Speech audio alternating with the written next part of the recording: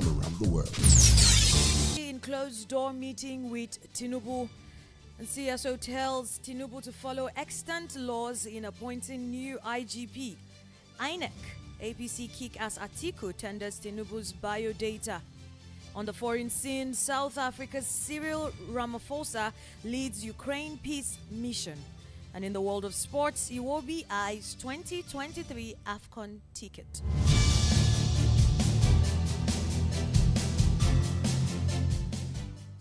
President Bola Tinubu has held a closed-door meeting with the 14th Emir of Kano and former governor of the Central Bank of Nigeria, CBN, Sanusi, at the State House.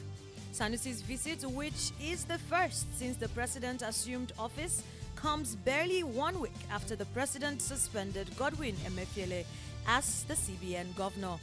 The agenda for the meeting is unclear at the time of filing this report.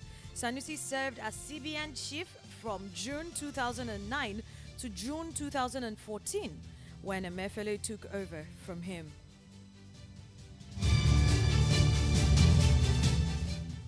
Civil Society Contact Group has urged President Bola Tinubu to find a lasting solution to the age-long controversies trailing the appointment of the Inspector General of Police by adhering to the Police Act. The group, while recounting how previous administrations allegedly disregarded the position of the law while appointing the Nigerian police boss, also called on President Tinubu to pay special attention to age and experience of the next IGP to enable efficient delivery of service before retirement. They added that appointing a police officer who has just a few months or a few years to retire defeats the intent of Section 7 of the Police Act. The National Secretary, CG, Barrister Ayo Omalu Pen, represented by its FCT coordinator Akindolu Taiwo, made the call at a press briefing in Abuja.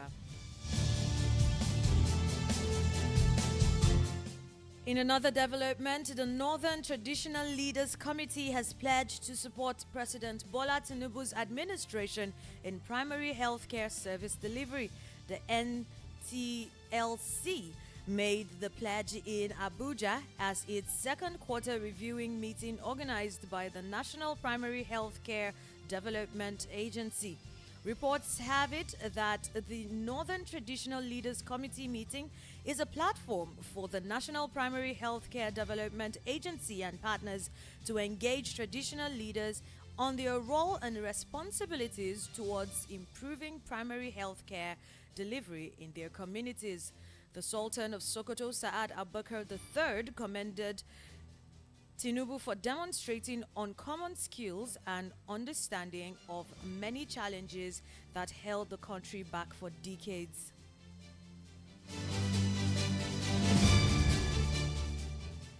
The Independent National Electoral Commission has tendered before the Presidential Election Petition Court personal information supplied by President Bola Tinubu, which he presented for his qualification for the office of the president.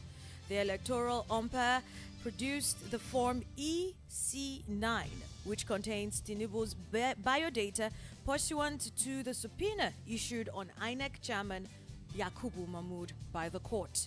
Recall that the People's Democratic Party and its presidential candidate Atiku Abubakar are challenging the declaration of Bola Tinubu of the All Progressives Congress as winner of the February 25th presidential poll. The PDP had on Tuesday disclosed that it subpoenaed the INEC chairman to appear before the court on Thursday in order to produce some requested documents necessary to prove their claim that Tinubu's election was invalid.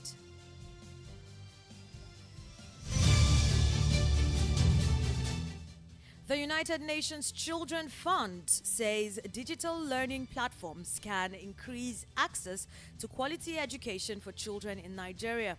This is in a statement signed by UNICEF's Communication Officer, Communications, Advocacy and Partnerships, Anike Ali Hakim.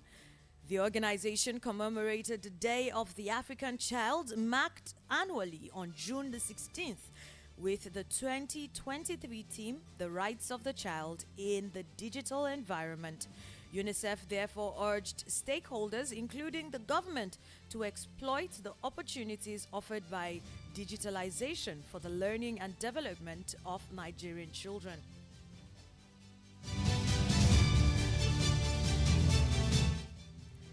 And on the foreign scene, 7 African leaders are traveling to Ukraine and Russia on a peace mission, hoping to work towards ending the war, which has affected living standards across the continent. The delegation from South Africa, Egypt, Senegal, Congo, Brazzaville, Comoros, Zambia, and Uganda is meeting President Volodymyr Zelensky today and President Vladimir Putin on Saturday. South Africa's President Cyril Ramaphosa made the announcement last month, joining a crowded field of would-be peacemakers that includes China, Turkey, and the Pope. The mission is an unusual burst of activism given Africa's largely hands-off approach to a conflict that many here see primarily as a confrontation between Russia and the West.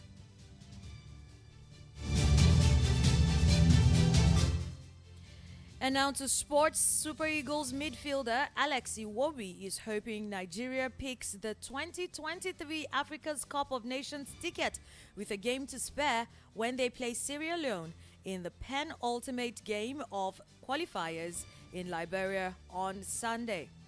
With 9 points from 4 matches, Nigeria are currently second in Group A of the qualifiers, a point behind Guinea-Bissau. However, a win against the Leone Stars will secure a place at next year's competition in Ivory Coast. Sierra Leone are third with 5 points, and a win for them as they will open up the group until the last round of qualifying matches. During the first leg of the encounter last year in Abuja, Sierra Leone took a surprise lead before Iwobi and Victor Osimhen scored to secure a 2-1 win for Nigeria.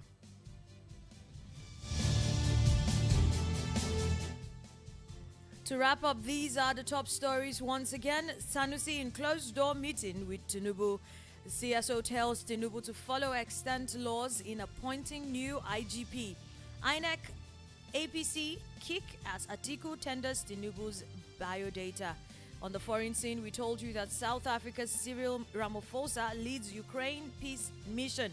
In the world of sport, Iwobi eyes 2023 AFCON ticket. And that is the world news at 12. The news was compiled and edited by Alice Ennis, produced by Aliu Oboma. My name is Chinwe Blessing. Good afternoon.